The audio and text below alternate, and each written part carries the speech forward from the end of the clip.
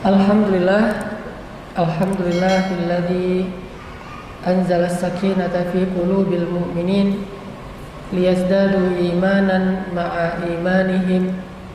Asyhadu an la ilaha illallah wahdahu la syarikalah wa asyhadu anna Muhammadan abduhu wa rasuluhu la nabiyya ba'dah.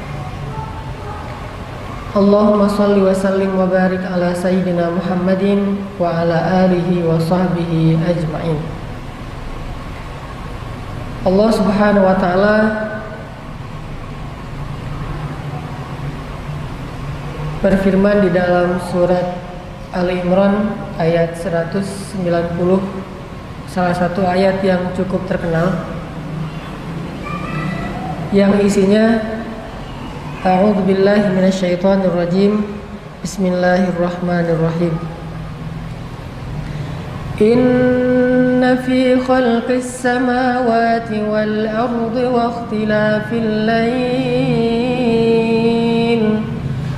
ikhtilafil laili wan nahari laayatin liulil albab. الذين يذكرون الله قياما وقعودا وعلى جنوبهم ويتفكرون في خلق السماوات والأرض ربنا ما خلقت هذا باطلا سبحانك فقنا عذاب النار. Shadaqallahul azim. Rasulullah sallallahu alaihi wasallam bersabda, min husni islamil mar'i tarkuhu ma la yu'nih. Di antara tanda-tanda kesempurnaan atau baiknya Islam seseorang adalah dia meninggalkan apa-apa yang tidak bermanfaat atau berfaedah. Teman-teman yang dirahmati Allah, seperti judul kita pada sore hari ini, ibadah dalam diam. Kalimat ini adalah kalimat yang disampaikan oleh para ulama, bahwa dalam Islam itu tidak ada perbuatan ataupun kondisi yang sia-sia. Bukan hanya ucapan seseorang saja yang bisa berpahala dan bernilai ibadah. Bukan hanya perbuatan zahir saja yang bisa bernilai ibadah, tetapi juga dalam Islam perasaan bisa juga bernilai ibadah, bisa juga bernilai maksiat, bisa berpahala, bisa berdosa. Perasaan. Jadi kita punya perasaan suka atau benci. Suka dan benci ini bisa anugerah dari Allah, bisa musibah. Bisa ibadah, bisa maksiat. Bisa berpahala, bisa menambah dosa. Padahal cuma suka doang tuh.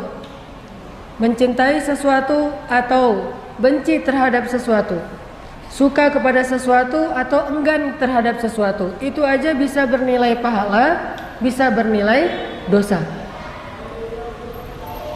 Makanya cinta itu adalah anugerah dari Allah. Tetapi ketika dia disalahartikan, bisa menjadi musibah dan salah satu di antara fitnah-fitnah syaitan. Itu perasaan dalam Islam.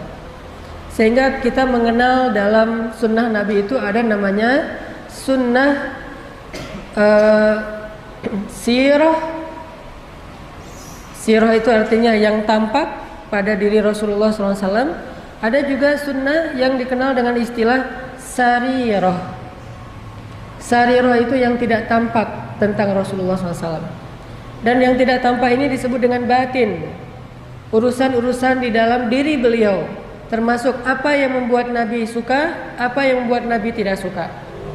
Hal-hal yang Nabi senang, hal-hal yang Nabi tidak senang. Hal-hal yang buat Nabi marah, hal-hal yang buat Nabi bahagia. Termasuk diamnya Nabi SAW adalah sunnah yang dikenal dengan istilah sunnah sarirah, atau sebagiannya kadang-kadang termasuk dalam kategori takririyah atau persetujuan Nabi SAW. Ini artinya teman-teman bahwa dalam Islam ibadah bukan hanya dilakukan secara zahir, tampak ruku, sujud, berdiri dan amal-amal zahirnya. Tetapi ibadah juga bisa kita lakukan padahal kita tidak melakukan gerakan-gerakan sholat. Padahal kita tidak menginfakkan harta secara terlihat zahir, tetapi tetap bernilai ibadah di sisi Allah Subhanahu wa taala. Dan salah satunya adalah ibadah melalui tafakkur tentang kebesaran Allah Subhanahu wa taala. Jadi bisa ibadah dengan merasakan perasaan-perasaan yang baik, bisa juga ibadah dengan memikirkan hal-hal tentang kebesaran Allah. Ini dua-duanya ibadah dalam diam. Kayak misalnya kita tuh ngelihat ada orang yang hijabnya baik, bagus gitu, hijabnya lebar. Terus juga kalau laki-laki kelihatan misalnya secara zahir orangnya rajin tilawah Al-Quran, lalu dalam hati kita muncul rasa suka, muncul rasa senang, muncul rasa respect, tertarik, takjub kepada pemandangan itu, maka ini termasuk perasaan yang insya Allah diridhoi Allah, berpahala. Sekedar gitu doang tuh. Kayak misalnya kita ngelihat ada seorang anak muda membantu orang tua di jalan nyebrang misalnya, atau dia sangat berkhidmat, sangat berbakti kepada kedua orang tuanya. Kalau orang tuanya lagi bicara dia dengerin, dia nunduk, atau dia bantu orang tuanya di rumah sakit. Kita ngelihat seorang laki-laki atau seorang anak muda berakhlak mulia, lalu muncul rasa respect di dalam hati kita, itu perasaan yang berpahala. Kayak gitu aja udah berpahala. Sama kayak kita merasa respect atau tertarik ketika melihat orang yang misalnya pulang balik masjid, rumah, atau di kantor begitu sudah waktunya sholat zuhur, dia yang duluan berwudu, dia yang ke musola lebih dulu, dia yang mengumandangkan azan di kantor kita, lalu kita muncul rasa tertarik, kagum, takjub kepada orang kayak gitu. Ini adalah perasaan yang diridhoi oleh Allah dan berpahala insya Allah. Demikian juga sebaliknya, ada orang yang ilfil melihat cewek berhijab, dia ilfil, bete gitu, nggak gitu-gitu amat kali, sok soleh atau apalah, pakaian ninja dan seterusnya. Walaupun dia tidak mengatakan dengan lisan, sekedar punya rasa tidak suka saja, itu berdosa di sisi Allah. Makanya ada doa di dalam Al-Quran, wala taj'al fi qulubina ghillan lilladzina amanu, dan janganlah engkau jadikan di dalam hati kami rasa ghillan, rasa tidak suka, rasa benci kepada orang yang beriman. Karena perasaan pun ada nilainya, berpahala atau dosa di sisi Allah Subhanahu wa taala. Jadi teman-teman, kalau kita pengen dapat pahala dalam diam, maka kendalikanlah perasaan kita. Suka tidak suka, cinta tidak cinta, dan seterusnya. Sampai ada hadis tentang keistimewaan mencintai karena Allah, dan itu banyak. Mencintai saja dan tulus cintanya. Seperti hadis tentang halawatul iman, ayyakunallahu wa rasuluhu ahabba ilaihi mimma siwahuma. Ketika Allah dan Rasul lebih dia cintai dari apapun juga. Perasaan cinta itu adalah iman. Begitu juga perasaan benci, ayyakraha ayyauda ilal kufri kama yakrahu ayyuqadhafa finnar. Poin yang ketiga dari hadis tentang nikmatnya iman adalah benci terhadap dosa, terhadap kekufuran, sebagaimana dia benci jika dia dilemparkan ke dalam api neraka. Perasaan cinta dan benci. Jadi jangan katakan bahwa Islam itu tidak ada kebencian, ada, tapi kebenciannya terhadap kebatilan, kebenciannya terhadap kedurhakaan, kebenciannya terhadap kerusakan, kebenciannya terhadap kejahatan. Jadi bukan hanya aliran cinta saja tapi tidak ada bencinya, ini tidak balance. Atau benci saja tidak ada rasa cintanya sama sekali, ini juga tidak baik. Karena cinta dan benci bisa menjadi tanda-tanda keimanan seseorang, bahkan berpahala di sisi Allah Subhanahu wa taala, walaupun cuma diam saja. Sehingga kita perlu mengintrospeksi diri, teman-teman. Apa yang membuat kita kadang benci? Apakah masalah subjektif, hanya tersinggung perasaan kita, berarti benci kita ini benci yang tidak diridhai Allah? Apakah karena urusan harta, berarti benci kita ini benci yang tidak diridhai oleh Allah? Gara-gara persaingan bisnis jadi benci. Gara-gara ada yang nilainya lebih tinggi dari kita, jadi benci sama dia. Ini orang yang baper yang tidak diridhai Allah Subhanahu wa taala. Tetapi kalau kita bencinya bukan orang tetapi perbuatan dosanya, insya Allah itu benci yang diridhai Allah. Cuman pada kesempatan ini kita akan lebih banyak membahas ibadah dalam diam yang kedua. Bukan ibadah dalam diam dalam arti perasaan, tetapi dalam angle ibadah tafakkur. Sebagaimana tadi ayat yang saya baca di surat Ali Imran 190, gimana caranya kita beribadah dengan cara bertafakkur terhadap kebesaran ayat min ayatillah, kebesaran Allah Subhanahu wa taala. Kalau kita perhatikan, kata para ulama, ilmu itu ada dua. Ada ilmu yang didapatkan dengan cara membaca, yang didapatkan dengan cara mendengar, yang didapatkan dari seorang ulama, yang didapatkan dari buku, namanya teori, atau dikenal dengan saqafah, wawasan. Ada juga ilmu yang didapatkan bukan dengan cara membaca, tidak tertulis di dalam kertas ataupun teks, tetapi didapatkan dengan cara mentafakuri, memikirkan, merenungkan, dan objeknya bukan tulisan, bukan bacaan, bukan huruf, tetapi objeknya adalah semesta. Itu dikenal dengan istilah hikmah. Sehingga ada orang yang dikenal dengan istilah alim atau orang yang ulama, ada juga yang dikenal dengan istilah hakim, orang yang bijaksana, ahli hikmah. Atau bisa jadi dua-duanya, seorang yang alim plus hakim. Dia banyak ilmu saqafah, wawasan, dia juga orang yang sangat hikmah, bijaksana karena mentafakuri kebesaran Allah. Dan kalau kita lihat di dalam Al-Quran, salah satu orang yang Allah sebutkan hakim atau Allah berikan hikmah itu adalah Nabi Yahya alaihissalam. Sejak kecil udah dikasih hikmah. Ya Yahya khudil kitaba biquwwah wa atainahul hukma sabiyya. Sejak kecil Allah sudah memberikan hikmah kepada Nabi Yahya.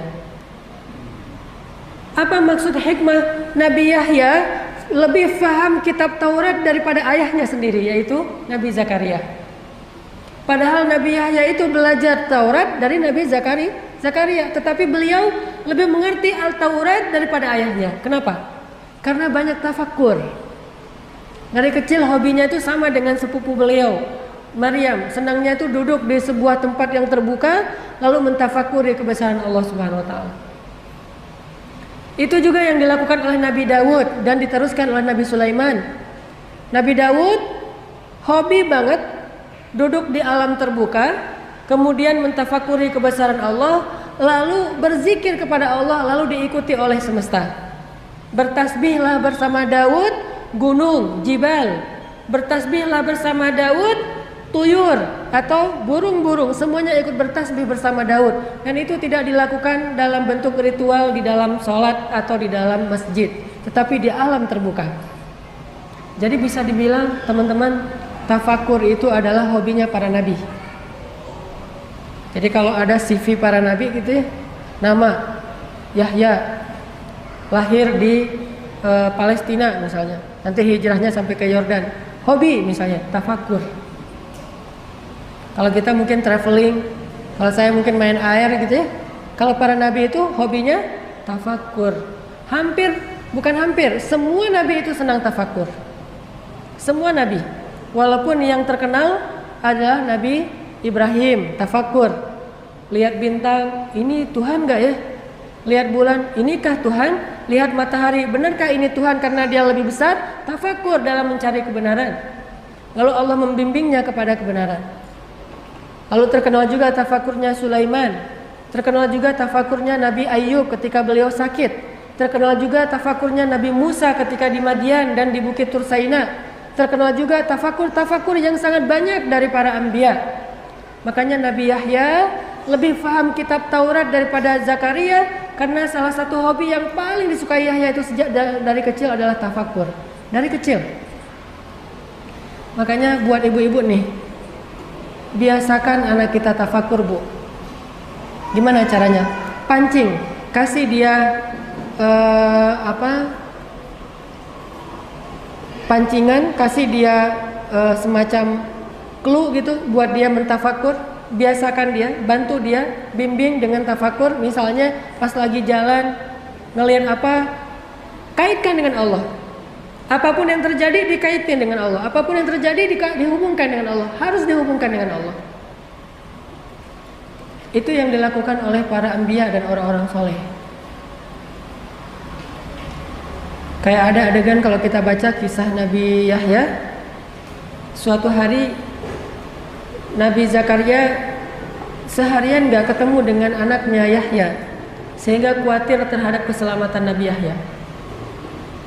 Soalnya orang-orang Bani Israel tuh senang banget menyakiti para anbiya, dan banyak yang pengen membunuh Nabi Yahya. Soalnya ulama-ulama Bani Israel Yahudi takut Yahya itu akan menggeser posisi mereka di antara masyarakat sebagai ulama. Sedangkan posisi mereka sebagai ulama itu menguntungkan secara materi. Soalnya orang Yahudi ini curang kepada umatnya sendiri. Dia bikin syariat bukan dari Allah, dibuat-buat yang menguntungkan dia.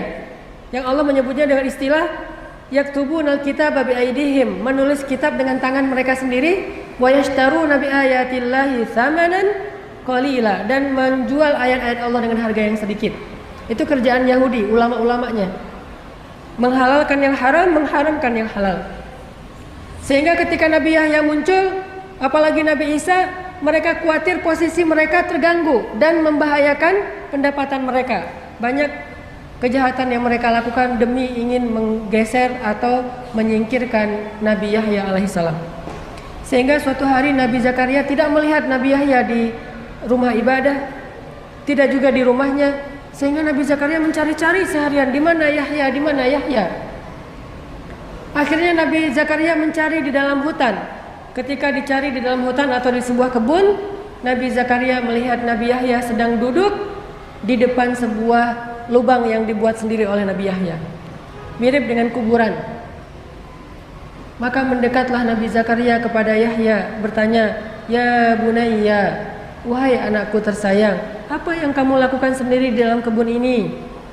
Apa yang sedang kamu lakukan sendiri di sini, wahai Yahya?" Apa kata Yahya?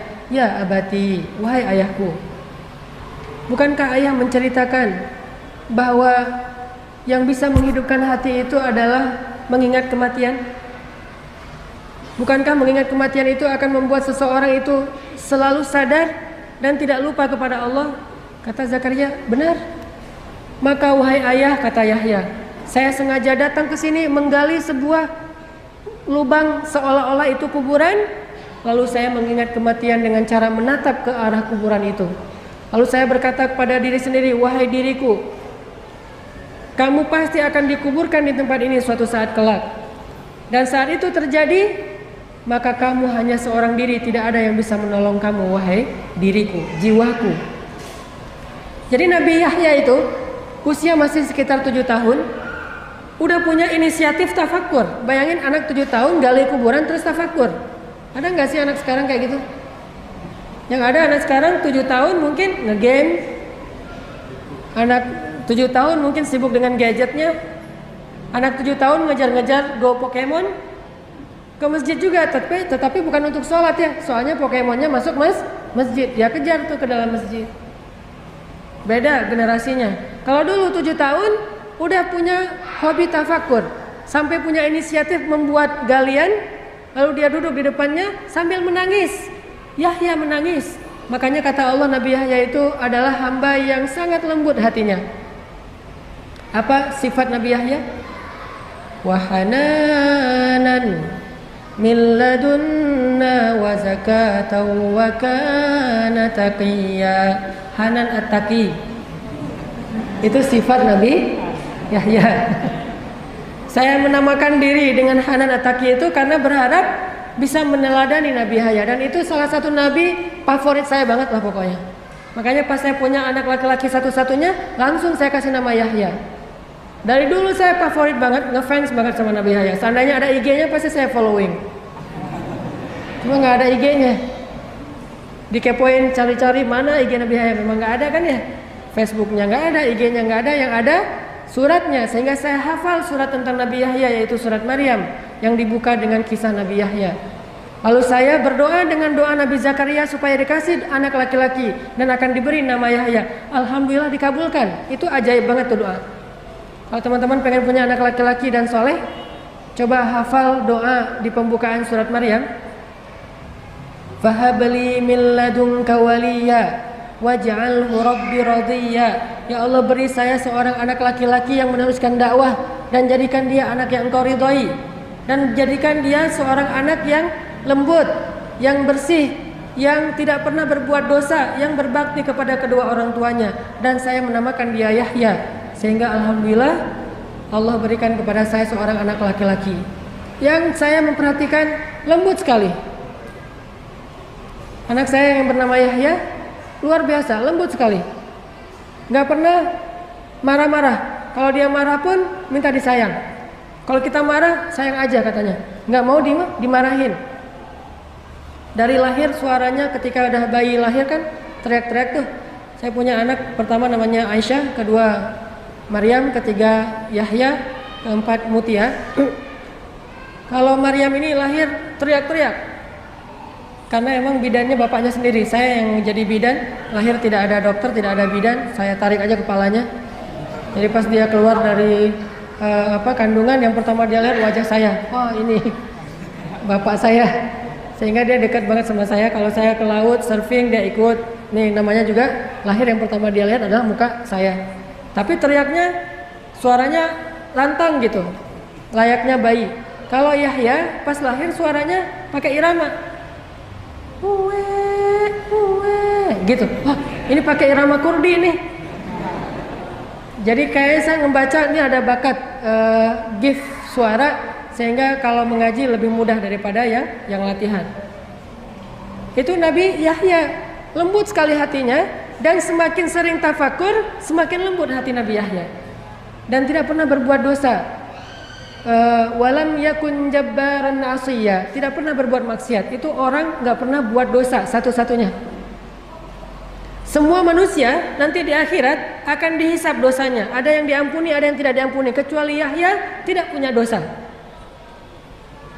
tidak punya kesalahan sama sekali. Wassalamun alaihi yawma wulida wa yawma yamutu wa yawma yub'atsu hayya. Tafsir dari kalimat itu, keselamatanlah bagi Yahya hari dia dilahirkan, hari dia diwafatkan, dan hari dia dibangkitkan, semuanya selamat. Dan maksud selamat ketika hari dibangkitkan, dia tidak punya dosa ketika dia bangkit, bersih dari dosa. Dan salah satu hobi laki-laki atau anak muda yang luar biasa ini adalah tafakkur. Sehingga dia lebih paham Taurat daripada ayahnya. Bahkan dia yang mengajarkan awalnya Taurat kepada sepupunya yang masih kecil yang bernama Isa alaihissalam. Sampai kelak Isa dapat wahyu Injil, baru Yahya mengikuti Isa dan belajar Injil kepada Isa. Jadi gantian nih. Pertama Yahya dulu ngajarin Taurat, habis itu Isa yang ngajarin Injil. Sehingga ketika mereka akan berpisah, Yahya hijrah ke Yordania, sedangkan Isa tetap di Palestina. Mereka saling memberi nasihat. Kata Yahya, ya Isa, nasihatin gua dong. Kan kita mau pisahan nih. Beri saya nasihat wasiat, ausi ini. Nasihatin gua dong Yahya, Isa. Kata Isa, kamu jangan kebanyakan menangis. Tuh nasihat Nabi Isa kepada Yahya, jangan kebanyakan nangis, nangis saja. Bukan cengeng ya, karena beliau orang yang tangguh. Bahkan anak seorang seorang tukang kayu. Jadi Nabi Zakaria, Yahya ini orang yang tangguh secara fisik. Tetapi nangisnya itu karena takut kepada Allah. Sehingga disebut katsirul buka, sangat banyak menangis. Asal malam tuh di rumah Yahya pasti terdengar orang menangis. Setiap malam di rumah Yahya ada orang menangis dan Nabi Yahya sedang menangis. Rabbi, gimana saya, ya Rabbi, nanti di akhirat gimana, ya Rabbi, ampunilah dosa saya, ampunilah dosa keluarga saya, dan seterusnya. Nangis saja sepanjang malam karena tafakur. Wahai Yahya, jangan terlalu banyak dan sering menangis, kata Isa. Terus Isa balik, wahai Yahya, sekarang beri saya nasihat juga sebelum kita berpisah. Apa kata Nabi Yahya? La taghdab, jangan sering marah-marah. Karena Nabi Isa ini keras orangnya. Jadi beda banget nih. Nabi Isa tegas, Nabi Yahya lembut. Kayak Umar dengan Abu Bakar. Selalu kayak gitu orangnya. Kayak Musa dengan Harun. Musa keras, Harun lembut. Umar keras, Abu Bakar lembut. Isa keras, Yahya lembut. Allah bikin selalu seimbang di antara dakwah-dakwah hamba-hambanya. Selalu harus berjalan kayak gitu. Kalau dominan salah satunya, nggak akan sempurna. Sehingga kata Nabi Yahya, ya Isa, jangan kebanyakan marah. Bersabarlah gitu. Karena Nabi Isa kalau ngelihat kemungkaran, wah dihabisin sama Nabi Isa. Jadi spesialis kemungkaran. Kayak di Indonesia kan ada nih yang dakwahnya spesialis nahi mungkar, ada yang dakwahnya spesialis amar ma'ruf, ada yang dakwahnya dengan spesialis segmen A, B, C sampai Z. Maka mereka pun berpisah. Nabi Yahya pergi ke Yordania yang sekarang disebut dengan tepi barat dan tepi timur. Kemudian Nabi Isa tetap di Palestina. Ini hobinya Nabi Yahya. Sehingga kalau teman-teman baca kisah para sahabat, orang tuh makin sering menangis, makin sering tafakur, makin dalam ilmu hikmahnya. Orang kalau sering tafakur, terus di hatinya tuh dilembutkan dengan air mata. Karena air mata ini membersihkan jiwa, membersihkan hati, sehingga makin lama makin lembut, peka banget. Tafakur, nangis, makin peka. Tafakur lagi, nangis, peka. Terus saja gitu. Ternyata ini pendidikan luar biasa loh. Bahkan kalau nggak sekolah pun cukup tafakur aja, ini udah jadi orang hebat nih. Nggak usah sekolah yang sifatnya akademik misalnya. Walaupun itu sesuatu yang baik. Dia nggak sekolah akademik pun, dia kerjanya tafakur aja setiap hari, itu aja udah menjadi orang yang luar biasa. Karena ini adalah sekolahnya para nabi. Ini mata kuliahnya para sahabat. Ini materi pendidikannya keluarga-keluarga para anbiya, tafakur. Dan ini sudah jarang dibahas di sekolah-sekolah kita. Kalau tidak dibahas di sekolah, harusnya dibahas di rumah, tetapi juga di rumah sedikit. Kalau teman-teman tahu, saya awal tahu dakwah itu gara-gara tafakur. Dulu ketika saya sekolah, pesantren namanya. Pesantren kita itu pesantren modern, campur ikhwan akhwat. Sehingga tetap aja namanya campur, ada kenangan-kenangan kayak gitu-gitu deh. Ada yang suka-sukaan gitu ya, kecuali saya doang. Kenapa? Karena saya nggak ada yang mau. Untung ya, untung saya fisik biasa aja, wajah biasa aja. Terus juga secara materi keluarga saya orang miskin. Terus prestasinya juga nggak unggul-unggul amat, sehingga tidak ada yang mau. Kalau pengen sih pengen, cuma nggak ada yang mau, gimana ya? Dan saya mah apa tuh kan? Jadi nggak ada aja adegan-adegan kayak gitu. Belum lagi nanti pesantren kita itu pernah menjadi pesantren yang ikut lomba band. Malah salah satu band yang cukup terkenal di Aceh tuh dari pesantren. Biasanya anak band mah dari SMA, ini mah dari pesantren. Dulu lagunya tuh lagu-lagu yang agak-agak underground. Jadi pesantren lagunya underground. Tapi macam-macam, ada yang seleranya dangdut aja, kuc-kuc hotahe. Ada yang underground, ada yang pop, Westlife dulu mah masih masa-masa Boyzone, The Moved, gitu-gitu deh. Ini pesantren. Kalau saya karena senang reggae, Bob Marley. Jadi lagu-lagunya tuh lagu-lagu reggae. Sampai akhirnya, dan waktu itu udah ada Raihan, Hijaz, lagu-lagu nasyid. Kita mah nggak suka lagu-lagu nasyid, dianggap cemen gitu.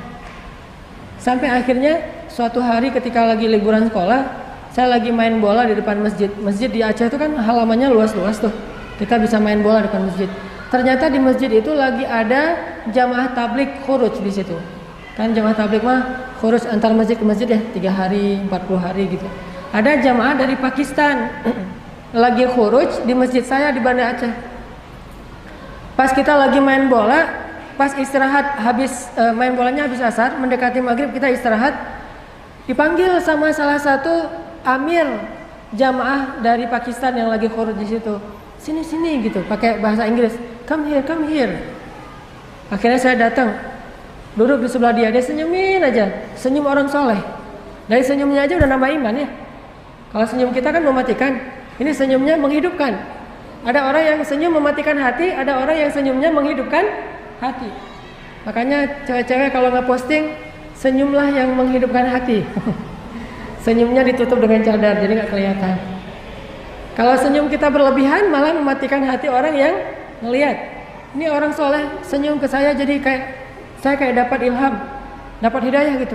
Oh, orang soleh ya gitu. Jadi orang yang di pesantren nggak tahu apa-apa tentang agama, hanya belajar teori saja. Saya tahu fikih sholat, saya tahu fikih puasa dan seterusnya, belajar fikih, tetapi tidak punya semangat yang baik, tidak menjadi orang yang soleh yang berimbang dengan ilmunya.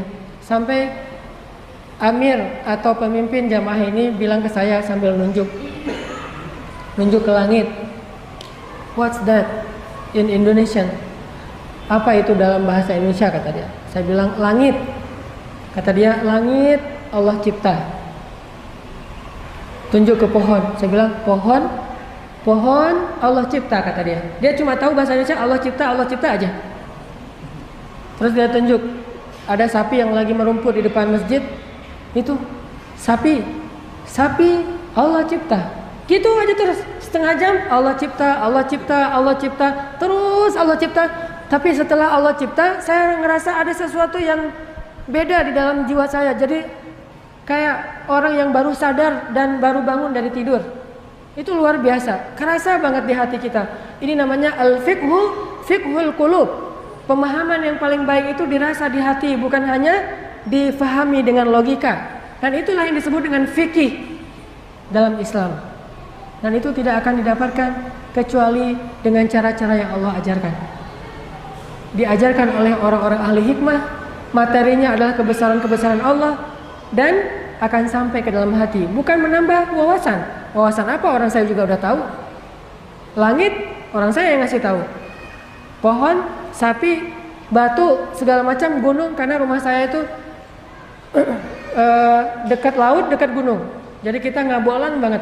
Jadi anak kalau saya nonton si bolang tuh kayak nonton masa kecil saya. Kadang di laut, kadang di gunung. Kalau kita haus tinggal pergi ke kebun wakaf. Di Aceh tuh banyak kebun wakaf. Tinggal petik aja buah kelapa. Petik, manjat, petik sendiri, kupas sendiri. Banyak anak Aceh tuh ngupas kelapa itu nggak pakai golok. Ngupas kelapa pakai gigi. Kelapa muda dikupas pakai gigi, kayak ngupas mangga. Makanya kita nggak pernah ke dokter gigi, copot sendiri gitu. Langsung ngupas pakai gigi, terus digeprok gitu, udah aja minum air kelapa. Pokoknya si bolang banget lah. Jadi dekat laut, dekat gunung, gunungnya kelihatan, lautnya kelihatan. Tanya, laut, saya bilang Allah cipta. Karang Allah cipta, gunung Allah cipta, awan Allah cipta, dan seterusnya. Lama-lama jadi kayak nambah iman sendiri gara-gara kalimat Allah cipta. Dia mengajarkan saya tafakkur. Akhirnya sejak saat itu saya mulai rutin khuruj, ikut jamaah tabligh. Namanya khuruj pelajar, setiap bulan 3 hari. Setiap bulan khuruj. Sampai di Mesir saya masih khuruj. Baru saya berhenti khuruj, walaupun tetap berteman dengan teman-teman jamaah tabligh, tetap respect dengan dakwah mereka, gara-gara ada insiden di Mesir. Bukan insiden dimarahin orang. Kalau insiden dimarahin orang udah sering lah, namanya tabligh ya, biasa dimarahin orang. Ngapain kamu sini segala macam? Masya Allah gitu aja, kita mah nggak ngelawan ya. Baru ada insiden yang buat saya berhenti itu apa? Saya lagi bayan. Saya di Mesir itu kelas tahun kedua lah, semester 3. Tahun kedua di Al-Azhar. Saya bayan, kan di tabligh mah kalau lagi di masjid ada namanya bayan, ceramah di depan. Saya bayan 1 jam. Setelah selesai bayan, ada seorang bapak-bapak salaman sama saya. Assalamualaikum, waalaikumsalam. Dia ternyata tadi itu duduk di depan saya. Siapa namanya? Saya sebutin. Dari mana? Dari Indonesia. Oh, belajar di mana? Di Al-Azhar, saya bilang. Kata beliau, saya ini ngajar di Al-Azhar, profesor kamu. Wah, ternyata yang dengar bayan saya adalah dosen saya sendiri, cuman beda semester gitu. Dosen tafsir Al-Quran semester terakhir, yang nanti saya akan ketemu beliau.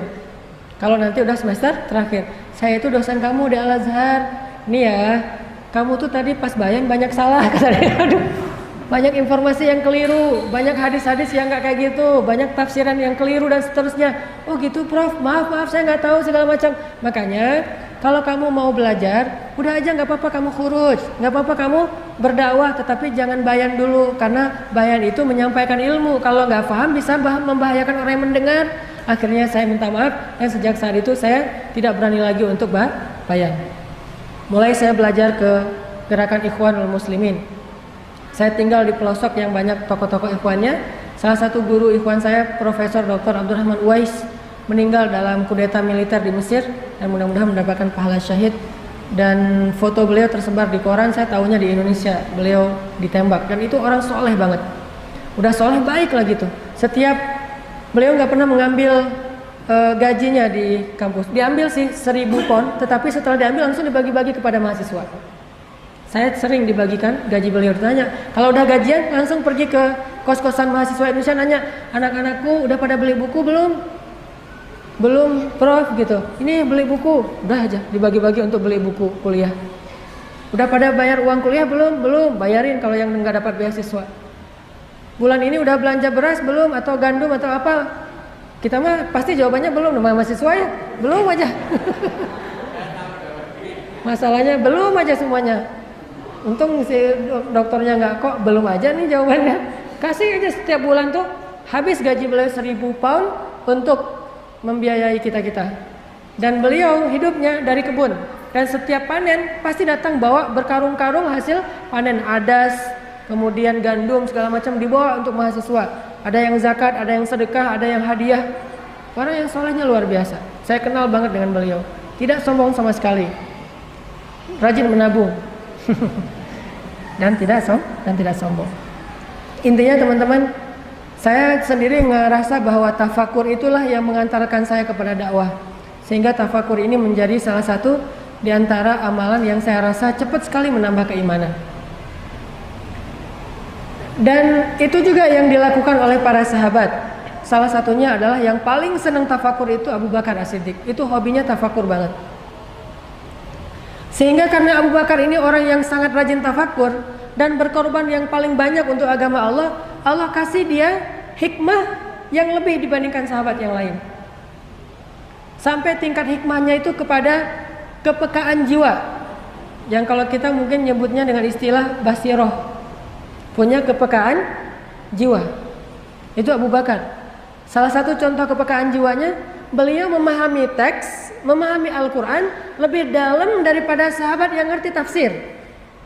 Makanya saya bilang, belajar Al-Quran jangan hanya membaca teks, jangan hanya membaca tafsir, jangan hanya membaca syarah hadis, tapi tafakur juga. Karena ketika kita udah tafakur, kita akan memahami itu lebih dalam daripada orang yang ahli secara wawasan dan teori.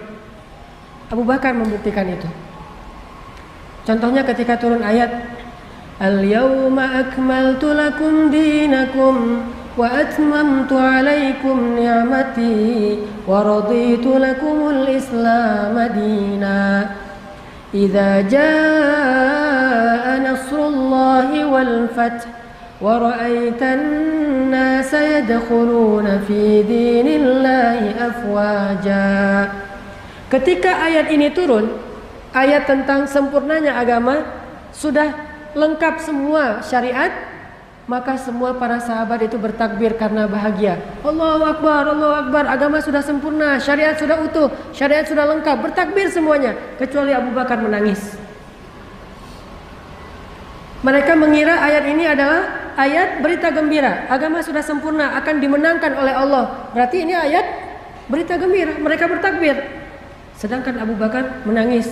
Lalu orang-orang bertanya, "Ma yubkika ya Abu Bakar? Kenapa engkau menangis wahai Abu Bakar?" Abu Bakar mengatakan, memang ini adalah ayat berita gembira, tetapi di sisi yang lain, ketika Allah sudah menyempurnakan agamanya, berarti tugas Nabi sudah selesai. Dan jika tugas Nabi sudah selesai, berarti sebentar lagi Nabi akan kembali kepada Tuhannya dan akan berpisah dengan kita. Baru para sahabat menangis semuanya. Jadi loadingnya beda.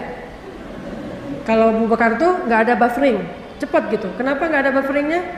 Loadingnya cepat karena beliau punya kepekaan jiwa yang lebih dan memahami teks lebih dalam daripada orang ahli tafsir. Ibnu Abbas saja nggak sepaham itu. Padahal Ibnu Abbas ini hibrul ummah, ahli Al-Quran. Salim Maula Abi Huzaifah, hamilul Quran. Ibnu Mas'ud, qari'ul Quran, qari'nya Nabi SAW. Tetapi ketika turun ayat ini, mereka memahami secara teori. Abu Bakar memahami apa yang ada di balik itu, namanya hikmah. Karena hikmah itu sesuatu yang dibaliknya, yang tidak akan terlihat hanya dengan pemahaman teoritis atau ilmiah. Itulah Abu Bakar As-Siddiq. Baru mereka pada nangis. Gitu juga ketika turun ayat idza jaa nasrullahi wal fath. Saat saat Fathu Makkah. Ketika Fathu Makkah, semua orang waraitan nas yadkhuluna fi dinillahi afwaja. Orang berbondong-bondong masuk Islam. Bahkan yang dulunya memusuhi Islam sekarang menjadi pembela Islam seperti Ikrimah, seperti Sofwan, seperti Suhail. Banyak orang-orang yang benci kepada Islam sekarang menjadi pemeluk Islam. Sehingga seolah-olah dakwah ini sudah berada di puncaknya, sudah menang. Maka Abu Bakar pun menangis. Orang-orang bertanya lagi, ya Abu Bakar, bukankah hari ini hari bahagia ketika manusia berbondong-bondong masuk Islam dan dakwah kita sudah dimenangkan? Kenapa engkau menangis? Kata Abu Bakar, ma ba'dal kamali illa nuqsan. Tidak ada yang terjadi setelah kesempurnaan kecuali kekurangan. Artinya kalau udah sampai di puncak, maka yang setelahnya adalah penurunan. Dia bisa melihat sesuatu yang setelahnya. Kalau kita masih belum di puncak, berarti ini akan naik terus nih. Tapi kalau udah di puncak, yang setelahnya adalah turunan. Maka tidak ada setelah hari ini yang penuh dengan kesempurnaan kecuali kekurangan. Dan apa yang dimaksud dengan kekurangan? Yang pertama, kekurangan itu adalah kita akan ditinggalkan oleh Rasulullah SAW. Itu nukson pertama yang sangat menyedihkan. Nukson kedua, terjadinya fitnah, di mana orang-orang banyak yang keluar dari Islam dan munculnya nabi-nabi palsu. Fitnah di zaman Abu Bakar. Tetapi di balik semua itu tetap menunjukkan bahwa punya firasat yang dalam.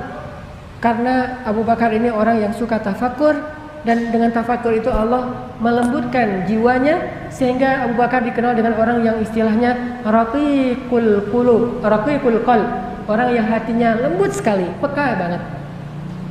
Raqiqul qalb, hatinya riqqah, sangat lembut. Bahkan ketika Rasulullah sakit, lalu Rasulullah meminta Abu Bakar yang jadi imam, kan suruh Abu Bakar untuk menjadi ya'ummun nas, menjadi imam bagi orang-orang. Kata Rasulullah kepada Bilal, ya Bilal, cari Abu Bakar, suruh dia jadi imam. Lalu Bilal mencari-cari Abu Bakar, nggak ketemu. Mungkin Abu Bakar lagi di kebunnya atau di pasar. Karena ini sudah waktunya sholat, akhirnya Bilal berinisiatif menyuruh Umar jadi imam. Bayangin, ini ijtihadnya Bilal. Karena menurut Bilal kalau nggak ada Abu Bakar ya Umar. Dan benar juga, sesuai dengan nanti urutan khilafah. Habis Abu Bakar Umar. Jadi Bilal juga ngerti. Cuman dalam hal ini Rasulullah nggak setuju. Begitu Umar, kata Bilal, ya Umar, kamu jadi imam, Rasulullah nggak bisa ke masjid, lagi sakit. Oh gitu, ya udah dikumpulin orang. Begitu Umar bertakbir, kan suara Umar itu keras banget tuh, Allahu Akbar. Dan Nabi rumahnya di sebelah masjid, mendengar suara Umar, apa kata Nabi? La, amma hadza fala. Jangan, kalau yang ini jangan nih, jangan, kata Rasulullah, teriak dari dalam rumahnya. Langsung Umar membatalkan sholat, nyari Bilal, dipukulin Bilal sama Umar. Lo ngapain lo nyuruh gua jadi imam, Rasulullah aja gak setuju, kata Umar. Nabi saking gak setujunya tuh sampai teriak-teriak, la, gak boleh, yang ini gak boleh jadi imam. Maksudnya gak boleh dia jadi imam selama masih ada Abu Bakar. Akhirnya Umar langsung balik badan nyari, pok Bilal. Aduh Umar, ya Bilal, celaka kamu, kata Umar. Kenapa kamu suruh saya? Sementara Rasulullah nggak setuju. Kata Bilal, emang sih Rasulullah tuh nyuruhnya Abu Bakar, cuma nggak nemu. Saya udah ngepo-ngepoin, nggak ada yang aktif handphonenya. Di miss call nggak diangkat, di japri nggak dibaca, nggak ke read aja tuh. Atau gimana? Ini udah waktunya sholat. Akhirnya semuanya pada dikerahkan nyari-nyari Abu Bakar. Pas Abu Bakar datang, baru Abu Bakar menjadi imam dan Rasulullah diam, setuju dengan keimaman Abu Bakar. Nah, ketika Rasulullah menyuruh Abu Bakar jadi imam, Aisyah protes. Padahal Aisyah itu anaknya sendiri, anaknya Abu Bakar, protes, "Ya Rasulullah, suruh orang lain, jangan Abu Bakar. Sesungguhnya Abu Bakar itu orang yang lembut sekali hatinya. Kalau dia jadi imam, saya khawatir lebih banyak menangisnya daripada bacaannya." Bayangin, baru Bismillahirrahmanirrahim, Alhamdulillahirabbil alamin, udah aja nangis. Ini kapan selesainya nih, nangis melulu. Karena Abu Bakar itu kalau baca Quran, satu ayat baca, nangisnya kayak udah baca satu lembar. Baca lagi satu ayat, nangisnya lama seperti baca satu lembar. Nangis saja karena hatinya lembut dan dia faham sesuatu yang tidak difahami secara teori, tafakkur. Sampai pada waktu subuh, setelah setelah Rasulullah selesai sholat, Rasulullah berdiri di atas mimbar. Ini hari subuh terakhir Rasulullah sebelum wafat. Itu hari terakhirnya Rasulullah di muka bumi. Rasulullah berdiri dalam keadaan lemah, keringetan, lagi meriang berat, dan itu sakit keras beliau memaksakan berdiri, dan Nabi mengatakan, "Wahai kaum muslimin, sesungguhnya ada seorang hamba Allah yang diberikan pilihan oleh Allah antara kembali kepada kekasihnya atau tetap bersama keluarganya. Maka hamba itu pun memilih untuk kembali kepada kekasihnya karena dia rindu kepada kekasihnya." Langsung Abu Bakar yang duduk di depan mimbar nangis. Umar terus menoleh Abu Bakar. Abu Bakar, ngapain nangis? Bisa aja itu yang dimaksud adalah Bani Israel, laki-laki itu adalah Bani Israel. Jadi Umar memahami Nabi lagi berkisah nih. Ada seorang laki-laki yang diberikan pilihan, mau kembali kepada kekasihnya atau tetap bersama keluarganya. Dia memilih kembali kepada kekasihnya karena tidak tahan dengan rindu kepada kekasihnya. Oh, ada ya Bani Israel. Kirain sama Umar Bani Israel orang soleh.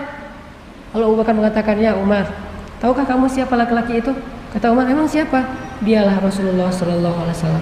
Beliau ternyata sudah diberikan pilihan untuk kembali kepada Allah atau tetap bersama kita, dan beliau telah memilih untuk kembali kepada Allah." Baru satu masjid nangis. Selalu aja gitu. Beda. Yang satu udah nangis duluan, yang lain, "Oh, ya udah nangis deh." Jadi, nangisnya nunggu komando dari Abu Bakar. Dan itu juga luar biasa ya, Rasulullah mah nyawanya ditawar ya. Rasulullah mau meninggal enggak? Mau dong gitu. Rasulullah mau meninggal atau mau tetap hidup ya Rasulullah? Meninggal aja deh Rasulullah mah. Kalau kita coba, Ustaz, mau meninggal sekarang? Oh jangan dong, saya belum beres segala macam alasan modus gitu ya. Jangan meninggal sekarang, tuh ombak lagi bagus tuh. Ntar aja kalau pulang dari Batu Karas misalnya, ngombak dulu. Ini artinya Rasulullah itu sampai nyawanya aja ditawar sama Allah. Malaikat yang datang tuh nggak enak hati, cabut nggak ya, nggak tega, Kayak seorang dokter mau nyuntik anaknya sendiri. Kalau nyuntik anak orang kan nyuntik aja kan ya. Atau mau mengkhitan putranya sendiri kan, gimana nih, kasihan nih anak saya, udah kamu nggak usah dikhitan aja deh. Padahal dia dokter ahli khitan, yang orang lain mah dikhitan aja, ini mah nggak berani karena nggak tega. Begitu malaikat mau mencabut nyawa Rasulullah, malaikat nggak tega,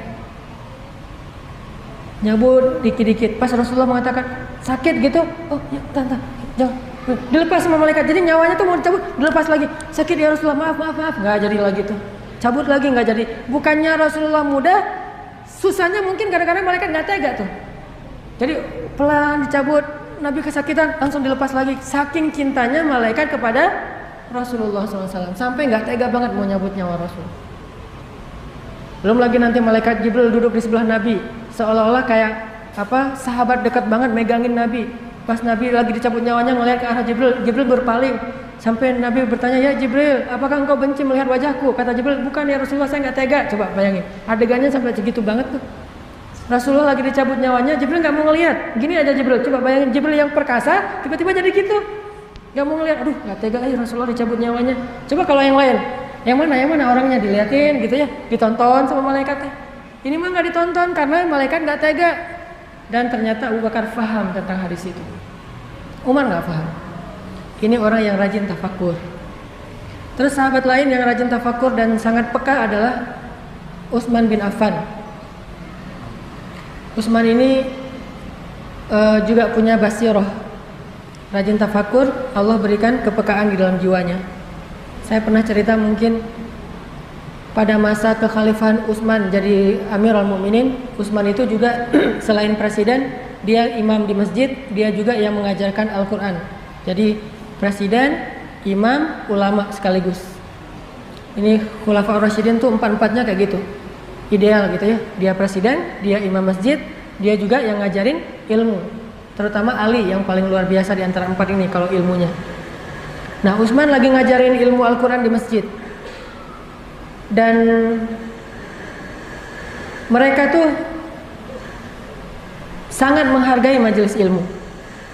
Bagi mereka mencari ilmu itu bukan berapa lama belajar, bukan ijazah, bukan berapa banyak teori yang diajarkan, tetapi keberkahan dari ilmu.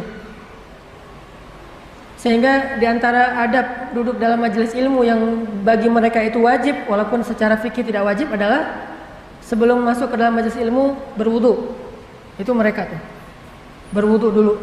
Udah gitu pakai baju yang bagus, yang bersih. Kemudian pakai parfum, khususnya untuk laki-laki pakai parfum.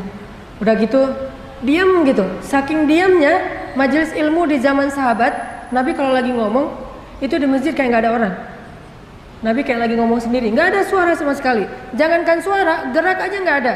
Seolah-olah kata para ulama, saking nggak bergeraknya mereka mendengar Nabi menyampaikan ilmu, seandainya burung hinggap di atas kepala mereka, tuh burung bisa bikin sarang di atas kepala mereka. Saking nggak bergerak. Ada nggak di zaman kita duduk nggak bergerak sampai lalat, nyamuk, wah kenyang semuanya. Alhamdulillah ini majelis ilmu, saya senang makan minum darah di sini. Karena nggak ada yang gerak. Digigit nyamuk juga nggak kayak gini, diem aja. Kenapa itu teh? Sakinah. Mungkin kalau di kita ada, cuman matanya tertutup. Duduknya di tiang. Kalau kita nyebutnya tembokers itu bersandar di tembok terus tutup mata, dapat sakinah. Dan jangan dibangunkan kalau kayak gitu. Biarkan dia lagi dapat ketenangan dari langit. Sakinah. Cuman belum mawaddah ya, masih jomblo soalnya. Baru sakinah. Nah, pas zaman Utsman jadi Amirul Mukminin, Utsman lagi ngajarin ilmu di masjid. Datanglah seorang laki-laki, muridnya Utsman bin Affan. Ketika dia berada di teras Masjid Nabawi, di depan masjid, nggak sengaja laki-laki ini melihat aurat seorang perempuan yang melintas. Jadi ada seorang cewek lewat pakai hijab. Tiba-tiba ada angin kencang menyingkapkan hijabnya dan terlihat rambutnya sekilas, langsung ditutup lagi. Nah, laki-laki ini ngelihat aurat itu, rambut cewek sekilas nggak sengaja di depan masjid. Karena dia anggap ini sesuatu yang tidak sengaja, belum lagi nanti hadisnya itu berarti adalah ramah segala macam, karena pandangan pertama nggak sengaja. Dia anggap ini bukan dosa, sehingga dia tidak beristighfar. Namanya juga sekilas nggak sengaja, cuma rambut doang kan ya. Masuklah dia ke dalam masjid kayak gini, langsung duduk di antara jamaah. Begitu dia duduk, Utsman mengatakan, saya melihat ada seorang laki-laki yang masuk kepada kita untuk mencari ilmu, padahal di matanya masih ada bekas zina, kata Utsman. Coba, di matanya ada bekas zina. Laki-laki ini langsung terperanjat, kaget gitu. Langsung dia mengatakan, ya Utsman, apakah masih turun wahyu kepadamu setelah Rasulullah? Artinya kan Rasulullah orang Nabi terakhir. Bagaimana engkau tahu bahwa saya barusan melihat sesuatu yang tidak baik, sehingga engkau mengatakan ada bekas zina di matanya? Apakah telah turun wahyu kepadamu setelah Rasulullah? Apa kata Utsman? Ittaqu farasatal mu'min. Hati-hati dengan farasah. Farasah itu jadi bahasa Indonesia firasat. Hati-hati dengan firasat orang yang beriman.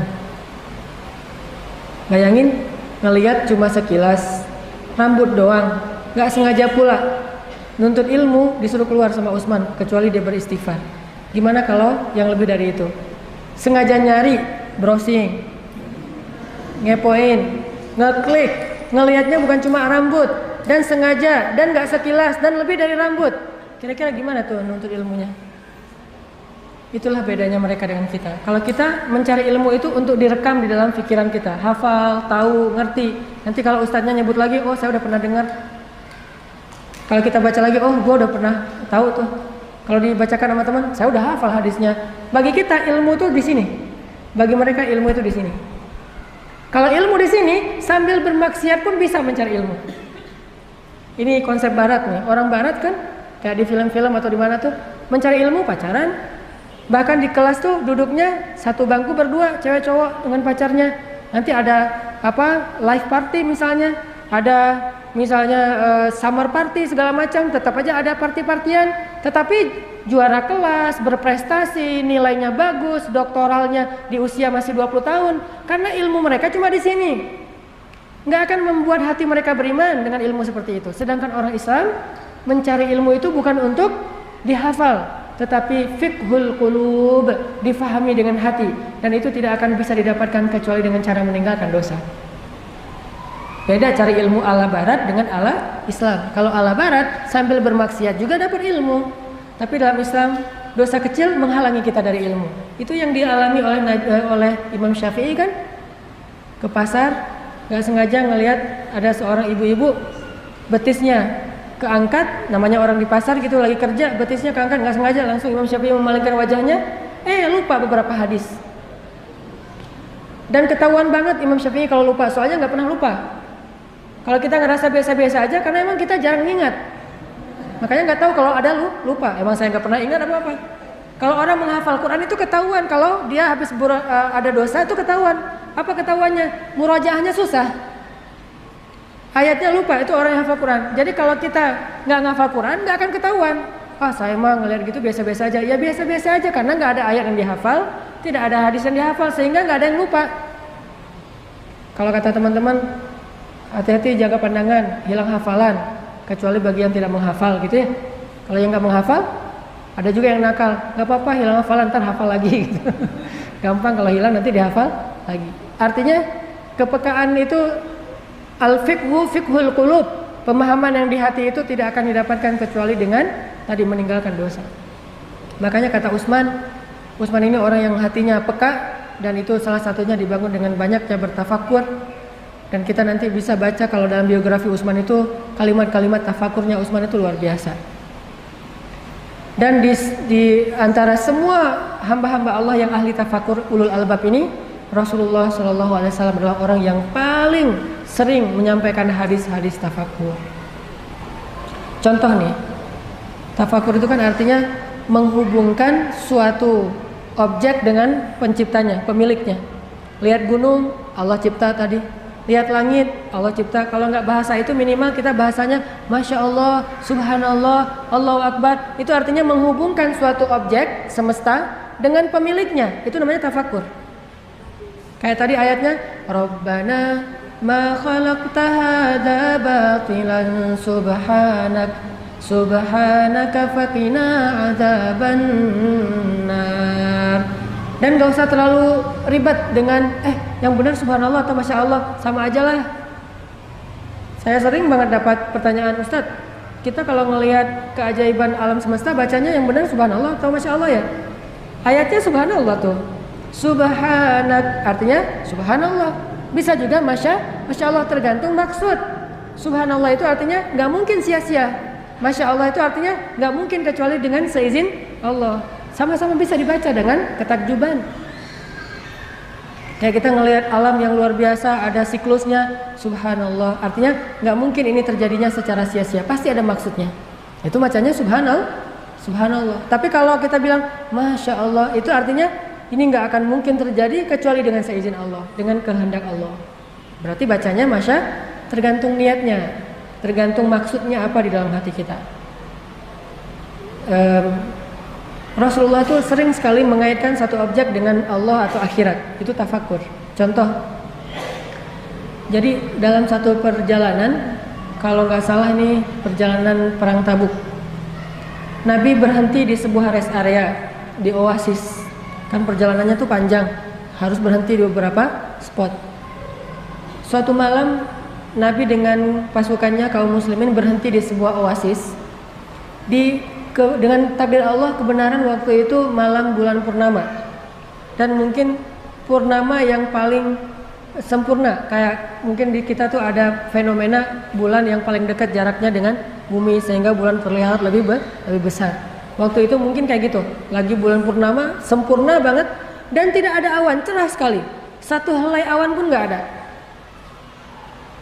Lalu para sahabat yang lelah berjalan, mereka tidur di hamparan pasir sambil ngelihat ke langit, melihat bulan purnama yang terang banget tapi tidak menyilaukan.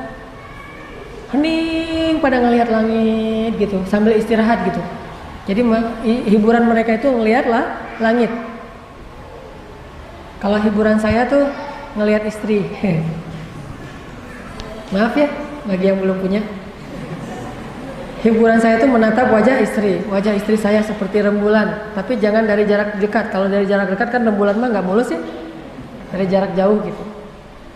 Atau menatap wajah anak, menatap wajah anak itu hiburan banget. Orang kalau udah nikah tuh ya nggak susah nyari hiburan. Yang susah nyari hiburan tuh kalau masih jomblo, susah banget nyari hiburan. Ini nggak bisa, itu nggak bisa. Udah dengar sekian album, tetap aja galau.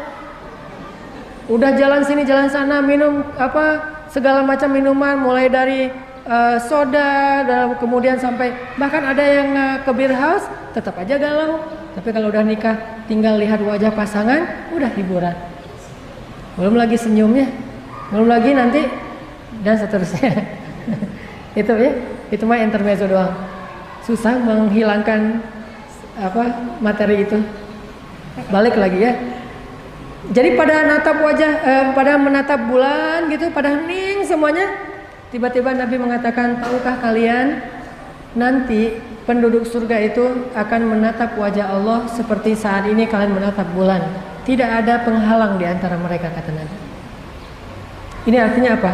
Apapun objeknya dihubungkan dengan Allah dan akhirat. Dihubungkan dengan Allah dan akhirat itu tafakur. Melihat bulan, nanti gini nih kita ngelihat wajah Allah di dalam surga, nggak ada penghalang sama sekali, bening gitu, teduh, terangnya tapi tidak menyilaukan. Oh gitu ya Rasulullah, semangat lagi mereka untuk beramal soleh. Tafakur.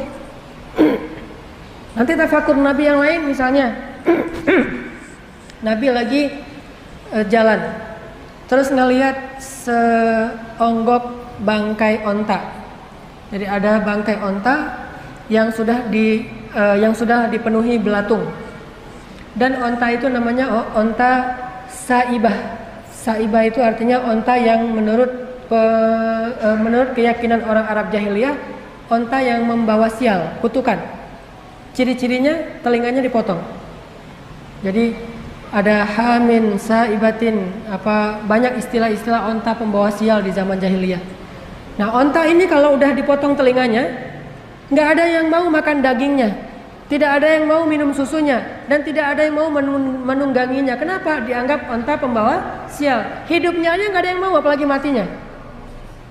Jadi Nabi lagi jalan ngelihat satu bangkai saibah, onta yang dipotong telinganya dan dipenuhi belatung, bau bangkai luar biasa. Terus Nabi bilang kepada para sahabat, "Hei, siapa di antara kalian yang mau membeli bangkai ini?" kata Rasulullah. Sahabat heran, "Ya Rasulullah, dikasih gratis juga kami nggak mau. Jangankan udah mati, hidup juga nggak ada yang mau ya Rasulullah, onta saibah." Kata Nabi, "Sesungguhnya dunia di mata Allah nilainya lebih rendah daripada bangkai ini di mata kalian." Ini namanya tafakur. Ngelihat apa aja dihubungkan dengan Allah. Allah lagi, Allah lagi, Allah lagi. Terus aja kayak gitu. Itu orang beriman, nggak pernah lupa sama Allah. Yadhkurunallaha qiyaman wa qu'udan wa 'ala junubihim, dengan cara wa yatafakkaruna fi khalqis samawati wal ard. Baru dia bilang Rabbana, Rabbana, Rabbana. Sehingga jadi kebayang bagi para sahabat, oh gitu ya. Berarti Allah tuh kalau nggak ngasih dunia kepada hambanya yang beriman, nggak zalim. Soalnya bagi Allah dunia itu nggak ada harganya. Seandainya kata Nabi, dunia itu ada harganya walaupun sebelah sayap nyamuk, maka Allah tidak akan ngasih dunia itu sedikit pun kepada orang kafir.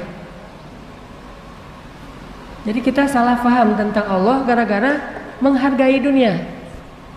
Sehingga ada orang bilang, oh, apa maunya Allah sama saya? Allah kok tega banget sih? Allah kok gak adil sih sama saya? Karena kita mengukur rahmat Allah dengan dunia. Sedangkan Allah pengen merahmati kita dengan akhirat, bukan dengan dunia. Kita gak ngerti, salah paham, misunderstanding, miskomunikasi sama Allah. Seandainya dunia ini nilainya ada walaupun cuma seberat sebelah sayap nyamuk.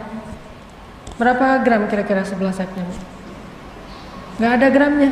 Kalau kita pakai timbangan yang digital tuh, terus di atasnya kita taruh nyamuk, bukan sayapnya, nyamuk nih.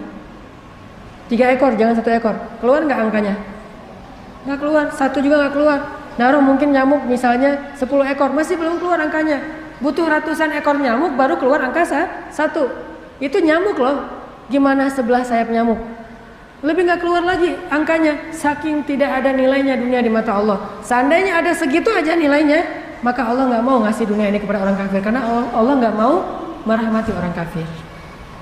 Jadi kalau ada orang kafir dikasih dunia dan seisinya, itu bukan karena Allah lebih sayang mereka daripada orang mukmin, tetapi bukan berarti Allah juga nggak ngasih dunia untuk orang beriman. Bagi Allah dunia itu bukan ciri dari kasih sayang Allah.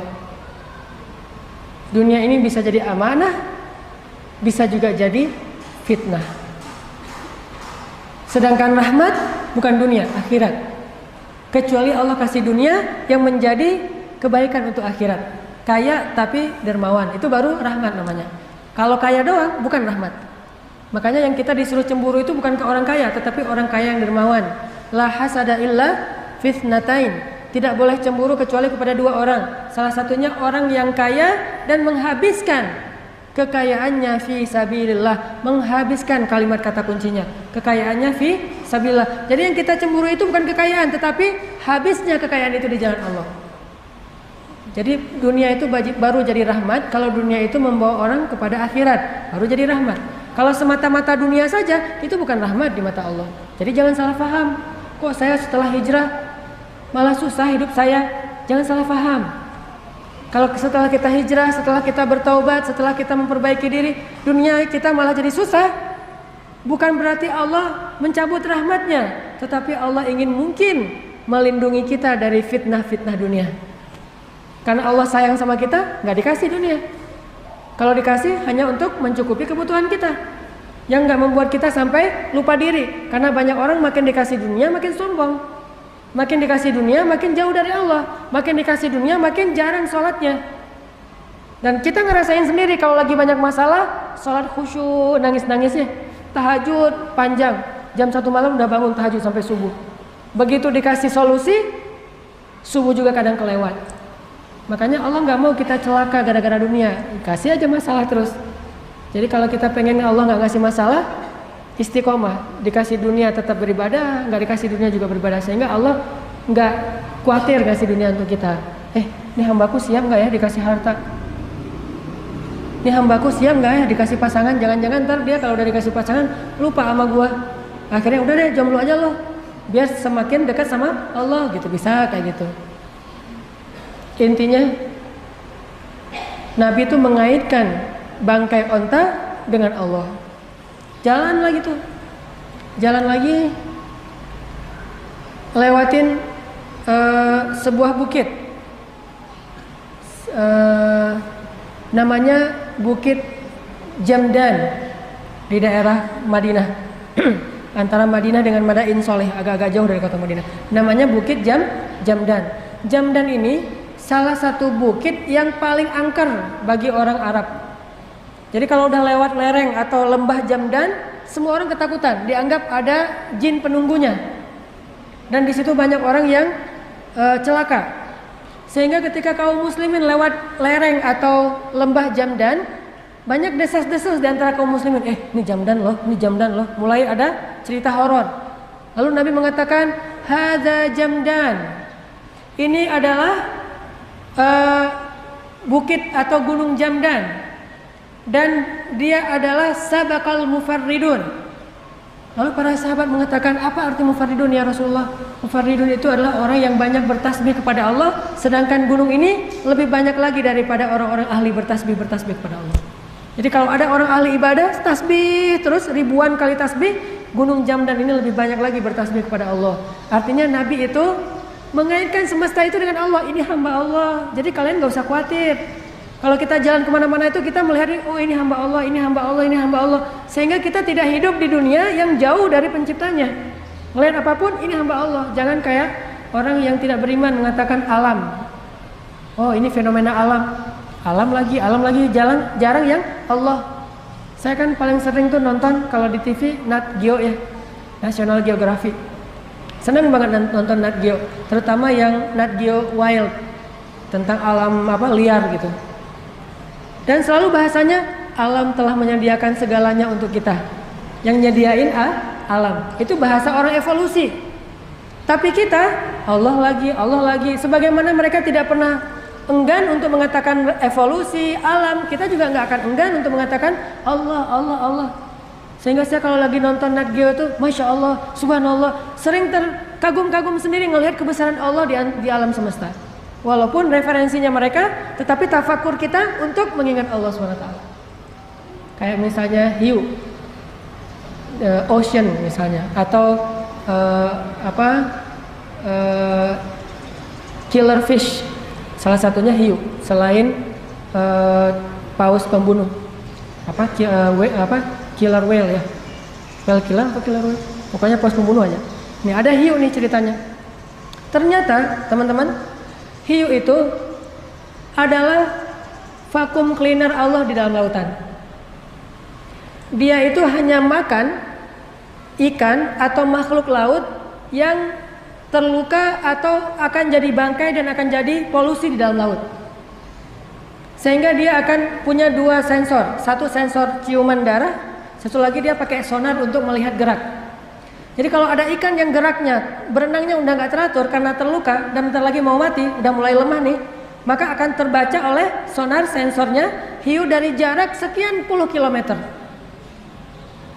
Dan sensor inilah, sonar inilah yang dipelajari kemudian menjadi inspirasi pembuatan sensor dalam kapal selam untuk melihat lawan atau jarak musuh. Dia bisa lebih dari 10 km ngelihat, oh ada ikan yang sekarat tuh, didatangin sama dia dengan kecepatan lebih dari 100 km per jam, dalam hitungan menit datang makan tuh ikan. Karena kalau nggak dimakan oleh hiu, ikan itu akan jadi polusi di dalam laut. Makanya kalau kita berenang di laut jangan panik. Begitu panik, wah hiu, ada yang makanan saya tuh. Berenangnya kacau gitu ya, nggak teratur. Sehingga kalau kita lihat orang-orang barat, kenapa yang diving sering di sebelah hiu tapi kok nggak diserang? Karena gerakan mereka itu udah teratur, udah punya ilmu berenang atau ngedive.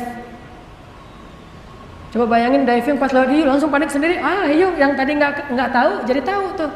Hiu walaupun di sebelah kita kalau geraknya teratur, menurut teori di Nation nih, walaupun gerak di sebelahnya kalau geraknya teratur nggak akan kebaca oleh sonarnya, sehingga dianggap bukan makanan tetapi dianggap teman. Bro gitu. Kalau teratur, tapi kalau bukan teratur bukan bro tuh, langsung wah ini makanan saya walaupun jaraknya puluhan kilo, Masya Allah langsung. Ini namanya tafakur. Sama kayak gajah. Pernah dengar suara gajah? Kalau gajah bersuara yang bisa kita dengar, berarti dia lagi guyon. Kalau dia manggil temannya, kita nggak bisa dengar. Dia menggunakan suara frekuensi rendah yang tidak mampu didengar oleh manusia. Kita tuh bisa mendengar suara dengan frekuensi tertentu yang udah tinggi. Itu aja kadang-kadang, masih ya. Gajah teh memanggil temannya dalam jarak sampai 12 km itu dengan frekuensi rendah yang kita aja nggak dengar di sebelahnya. Kita di sebelah gajah nih. Kita nggak tahu ternyata dia lagi manggil temannya 12 kilo. Kita yang di sebelah dia nggak dengar. Beda indra. Gimana kita tahu gajah lagi manggil temannya? Telinganya dibuat tegak gini, kemudian di bawah pipinya itu kembang kempis. Itu berarti dia sedang mengeluarkan suara frekuensi rendah yang didengar oleh temannya 12 kilo lebih, dan dia mengatakan, teman-teman, ini ada makanan nih. Ini ada kebun tebu. Akhirnya temennya yang dari jarak 12 kilo langsung datang. Kalau dalam teknologi kita disebut dengan share location. Jadi dia nge-share lock ke temennya tuh pakai frekuensi rendah. Langsung, oh iya ntar sinyalnya putus-putus nih kata temennya teh. Ngejar langsung ke spot itu dan nggak meleset sama sekali. Allah maha besar, tidak ada yang sia-sia yang Allah ciptakan. Makanya tafakur. Nabi itu suka sekali mentafakuri sesuatu dan dikaitkan dengan Allah atau minimal dengan akhirat. Naik gunung Uhud. Kata Nabi, Uhud adalah gunung yang kami mencintainya, dia mencintai kami. Uhud itu salah satu gunung-gunung surga dan seterusnya. Pokoknya tafakur aja. Makanya coba kalau teman-teman jalan, namanya bukan tadabbur alam ya, Kalau tadabbur mah Al-Quran. Kalau teks itu ditadaburi, kalau alam itu ditafakuri. Namanya bukan tadabbur alam tapi tafakur alam. Coba tafakuri kebesaran Allah Subhanahu wa taala. Dan fungsinya satu melembutkan hati, kedua menambah iman, ketiga memunculkan kepekaan dan pemahaman yang dalam diri kita. Inilah salah satu hobi para anbiya, terutama Rasulullah SAW, beribadah dalam diam, yaitu dengan cara merasa sesuatu yang baik atau yang buruk karena Allah, dan yang kedua dengan cara memikirkan dan mentafakuri kebesaran Allah Subhanahu wa taala. Mudah-mudahan ini bisa kita amalkan, bukan hanya jadi wawasan. Sering-sering deh malam-malam kalau mau tahajud keluar rumah dulu, lihat wah alam langit, terus baca inna fi khalqis samawati wal ard wa ikhtilafil laili wan nahar la ayatin liulil albab, baru salat. Insyaallah akan lebih berkesan. Mudah-mudahan dengan demikian kita semakin yakin sama Allah, semakin believe, semakin keep the faith karena sering tafakur melihat bukti-bukti kebesaran Allah dan lebih berserah diri lagi kepada Allah Subhanahu wa taala. Barakallahu li wa lakum. Wassalamualaikum warahmatullahi wabarakatuh.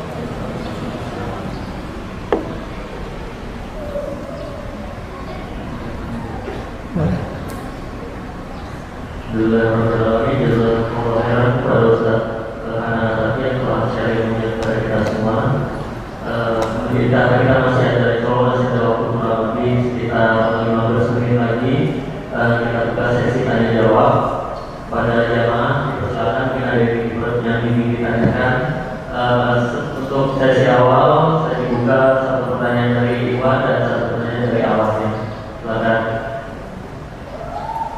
Masnya satu, yang awalnya mungkin.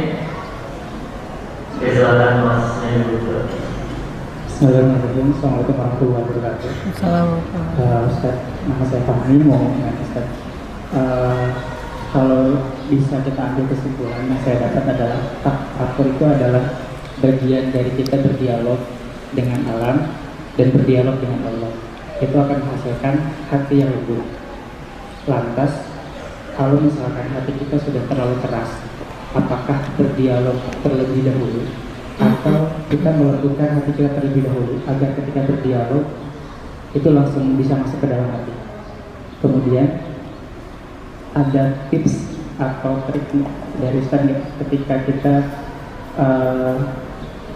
berdialog itu seperti apa gitu? Apakah di setiap suasana atau ada momen-momen tertentu yang berdialog itu bisa langsung masuk ke dalam hati?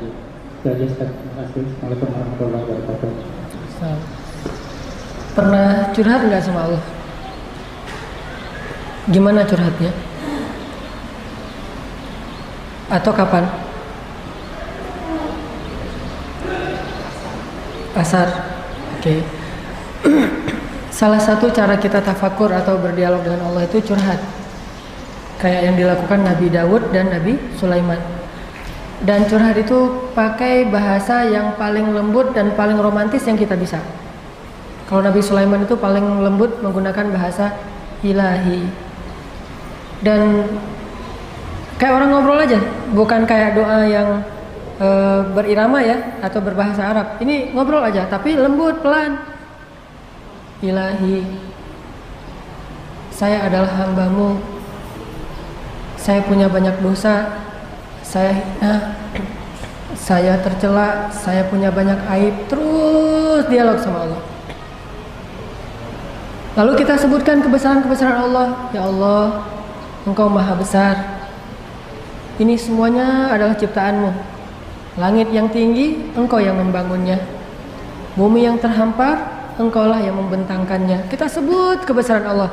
Lama-lama itu memunculkan rasa takjub dalam diri kita. Biasakan dialog dan berduaan aja, jangan libatkan orang ketiga. Jangan dialog sama Allah yuk, jangan. Udah aja sendiri. Karena ini adalah amalan pribadi. Kalau bareng-bareng namanya nanti muhasabah. Kalau dialog sendiri ini munajat, bermunajat kepada Allah. Dan kalau teman-teman lagi dalam masa sedih, itu kesempatan paling baik buat kita tafakur dan dialog. Makanya bersyukurlah kalau sesekali Allah kasih kesedihan. Karena nggak akan pernah sama berdialog dalam suasana sedang gembira, bahagia dengan ketika lagi sedih. Itu nggak sama. untuk kapasitas iman seperti kita. Beda dengan sahabat, kalau mereka stabil kapanpun. Kalau kita butuh pengkondisian hati dulu. Kalau lagi sedih, dialognya nyaman banget sama Allah. Dan itu kesempatan jangan dilewatkan. Begitu sedih, jangan cari playlist lagu-lagu yang bisa menikmati kesedihan. Justru ketika kita lagi sedih, langsung pakai kesempatan itu, saya mau curhat sama Allah, mumpung lagi sedih nih. Siapa tahu besok sudah berubah. Dan kesedihan kayaknya dalam kehidupan kita itu sesuatu yang bukan asing ya, sering datang kesedihan dalam hidup kita. Macam-macam penyebabnya, bisa teman, bisa pasangan, bisa pekerjaan, bisa kadang-kadang nggak jelas, tiba-tiba sedih aja. Ternyata pas dicari-cari tahu nggak ada duit. Mungkin awalnya nggak ketahuan, kayak ada teman saya tuh lagi dirawat di rumah sakit, DB gitu. Tiba-tiba ada yang masuk kayak lagi kena di UGD, masuk ke itu dirawat inap di situ, sakit. Terus dokternya pas periksa, ini sakitnya apa nih, kok kamu panas tinggi segala macam. Ternyata sakitnya apa? Dok, saya emang nggak sakit apa-apa, cuma nggak ada duit. Itu masalah dia. Sehingga obatnya adalah dikasih duit. Intinya adalah kalau lagi mumpung kita sedih, lagi ada masalah, itu kesempatan buat kita curhat sama Allah. Tafakur itu salah satunya dengan cara munajat, curhat sama Allah. Kata Nabi Zakaria, Rabbi wahanal azmu minni washta'ala ar-ra'su shaybah walam akum bidu'aika rabbi syaqiyya. Rabbi inni khiftul mawaliya min wara'i wa kanat imra'ati 'aqira fahabli min ladunka waliya yarisuni wa yarisu min ali ya'qub waj'alhu rabbi radiyya. Ini panjang nih curhatnya Nabi Zakaria. Kayak gitu kita curhat sama Allah. Rabbi, tulang saya sudah lemah, rambut saya sudah beruban, tapi saya nggak mau putus asa berharap kepada Engkau ya Allah. Saya khawatir kalau saya meninggal nanti siapa yang meneruskan dakwah saya. Jadi ngomong gitu masalahnya apa sama Allah. Itu namanya munajat. Lalu nanti kita sebutkan kebesaran Allah yang tadi kita tafakuri. Engkau maha, Engkau maha, Engkau maha. Itu salah satunya. Tapi kalau kondisinya kita ngerasa hati kita keras, maka langkah yang harus kita lakukan juga selain tafakur adalah banyak-banyak istighfar. Karena penyebab hati keras itu kalla bal rana ala qulubihim adalah dosa. Sehingga kalau kita udah taubat istighfar dan nggak bisa sekaligus, butuh waktu juga. Sebagaimana dosa itu menumpuknya dalam waktu yang lama, maka membersihkannya juga butuh waktu. Bersabarlah dengan waktu itu, terus istighfar taubat, hindari perbuatan sia-sia, jauhi dari orang-orang yang mungkin melalaikan kita. Nanti akan sampai kepada sebuah titik, sebuah kondisi di mana kita udah ngerasa ini udah saatnya saya siap tafakur. Kita yang sendiri bisa ngerasain. Istafti qalbak, tanya ke dalam hati kita. Kalau kondisinya tadi berat banget, tafakur juga nggak dapat, ya udah taubat berarti. Karena tafakur itu sebetulnya amalan orang-orang soleh. Kalau kita ngerasa belum soleh, justru amalannya bukan tafakur, tapi taubat. Tuh. Baik, mungkin ada lagi yang ingin ditanyakan dari awalnya, mungkin ada awal yang bersemangat.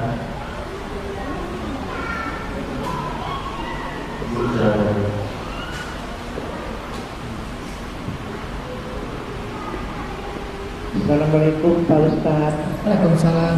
Pak Ustadz dari Bandung ya Pak Ustadz. Mohon Bu. Kami salam abdi mohon.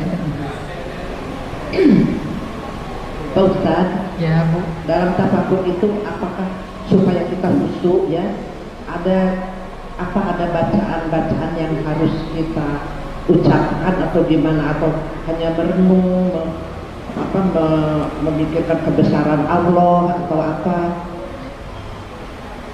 Ya, perlu ada bacaan-bacaan tertentu yang harus kita amalkan atau gimana?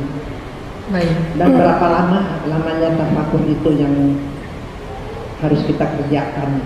Yang biasanya dalam waktu siang atau malam atau waktu kapan yang sebaik-baiknya kita lakukan, atau setelah sholat tahajud gitu Pak. Baik Bu. Tafakur itu tidak butuh waktu khusus. Beda dengan ibadah ritual yang memang ada paketnya. Sholat itu ada paketnya, ada how-to-nya, ada fikihnya. Kalau tafakur cenderung mutlak. Mutlak itu artinya bebas. Kita bisa melakukan kapanpun, dimanapun, dengan objek apapun. Dan kadang-kadang tidak perlu disengaja. Kayak Nabi tadi lewat ngelihat bangkai tafakur, lewat ngelihat pasar tafakur. Kayak Luqman tuh, Luqmanul Hakim. Luqmanul Hakim tuh tafakur, setiap ada apa-apa aja tafakur. Dia lewat pasar gitu ya. Dia bilang kepada anaknya, Luqman ini kan bukan ulama, tapi ahli hikmah. Dan dia menasihati anaknya itu bukan dengan ilmu, dengan hikmah. Dia bilang ke anaknya, ya bunayya, tuh lihat orang di pasar, mereka ada yang untung, ada yang rugi. Atau kadang hari ini untung, besok rugi. Kamu mau tahu nggak perniagaan yang nggak mungkin rugi, pasti untung? Tafakur. Apa wahai ayah? Berniagalah dengan Allah. Kalau kamu lakukan sesuatu, akadkanlah kepada Allah, jangan akadkan kepada manusia, pasti untung. Itu namanya tafakur. Melihat pasar, ngomongin dagang, dagangnya dengan Allah. Jalan lagi, melihat ayam, Luqman bilang ke anaknya, ya bunayya, wahai anakku, janganlah kamu lebih lemah daripada ayam jago ini. Kata anaknya, gimana lemah wahai ayah? Ayam ini bangun sebelum fajar, maka bangunlah kamu sebelum dia berkokok. Artinya tahajud.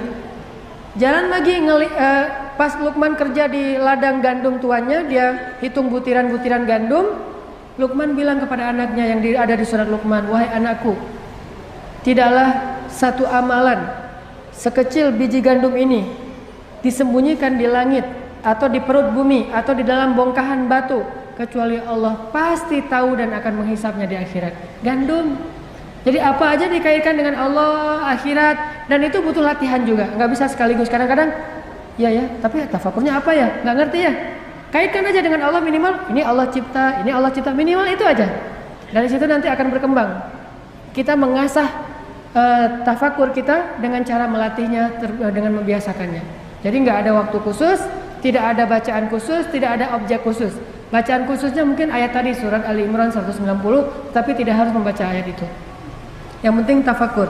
Bisa juga dengan tadi nonton film-film tentang film dokumenter tentang alam semesta, kayak tadi Nat Geo misalnya. Bagi saya itu objek tafakur yang paling mudah dan paling ajaib, karena mereka akan mempertunjukkan keajaiban-keajaiban semesta yang kita mungkin butuh sains untuk bisa memahami itu. Tinggal nonton doang, kita udah bertambah iman. Jadi gara-gara tafakur itu kita jadi yakin hidup kita mah serahin aja sama Allah. Allah menciptakan segala ini mudah, masa ngurus kita aja susah? Semua dunia ini diurus oleh Allah mudah, apalagi ngurus satu orang kayak kita lebih mudah lagi tuh. Jadi nambah iman, bergantung, tawakal. Jadi tafakur jauh lebih leluasa ketimbang ibadah. Dan tidak harus berwudu juga, walaupun dengan berwudu lebih baik, tetapi tidak menjadi syarat harus berwudu.